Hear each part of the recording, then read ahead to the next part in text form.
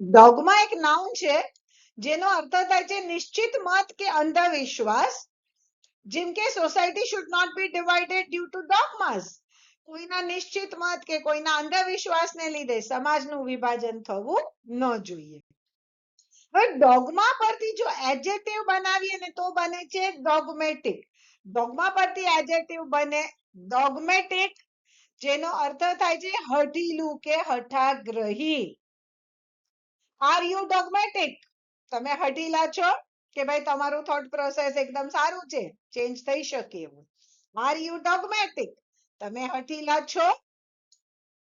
અને ડોગમેટિક ઉપરથી નાઉન જો બને ને તો થાય ડોગમેટિઝમ, એટલે કે કટ્ટરવાદ.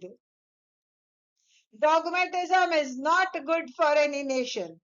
કોઈ પણ દેશ માટે કટ્ટરવાદ સારી વસ્તુ નથી.